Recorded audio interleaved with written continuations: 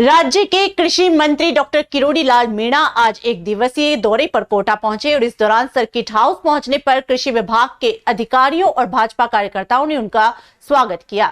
कृषि मंत्री किरोड़ी लाल मीणा ने मीडिया से रूबरू होते हुए कहा कि केंद्र और राज्य सरकार के द्वारा किसानों को फसल बीमा योजना के तहत काफी फायदा पहुंचा रही है। उन्होंने कहा कि बीमा कंपनियों के खिलाफ लगातार शिकायतें मिल रही है कि वह किसानों के साथ धोखाधड़ी कर रही हैं, उनको ठग रही हैं।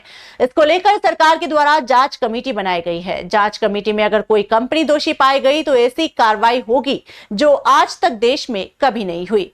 इसी के साथ ही उन्होंने पेपर लीक मामले पर कहा कि भाजपा सरकार में कोई पेपर लीक नहीं हुआ। बिना बात के शांति धारीवाल ने सपने में देख लिया हो तो उसका कोई इलाज नहीं है। दम है तो सड़कों पर उतर कर दिखाएं।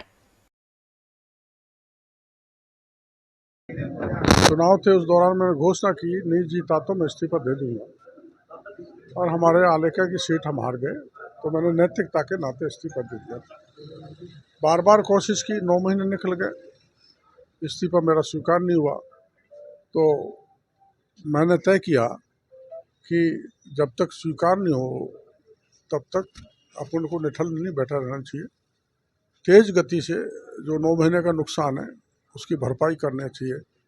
इस दृष्टि से किसानों से मिलने के लिए आज मैं सांगोद जा रहा हूँ, फिर खानपुर जाऊँगा, उनकी समस्याएं सुनूंगा और समाधान करूँगा। देखो, हमारे यहाँ तो कोई पेपर लीक हुआ नहीं।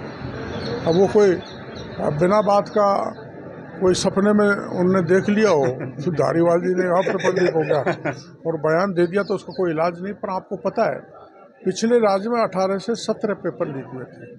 हमने धरने किए, प्रदर्शन किया, जेल भी गए, लाठियां भी पड़ी, लेकिन हम उनकी परवाह नहीं की। हमने प्रमुखता से उठाया और अगर हुआ है तो क्यों नहीं सड़क पर उतरते हैं?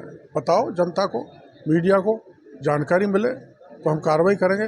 पिछले राज्य में चाहे वो सब इंस्पेक्टर पेपर का मामला हो, चाहे रीट का हो, चाहे जेईएन का हो, चाहे आरएस का हो, सब पे कुंडली मार के बैठ गए। और अब हमारी जब सरकार आई है तो 50 थानेदार जेल के शिक्षों में, कुछ कूद के भाग गए आरपीएफ को, कुछ अब ज्वाइन करने जा रहे हैं, जब पकड़े जा रहे हैं, इसलिए एक एक को पकड़ेंगे।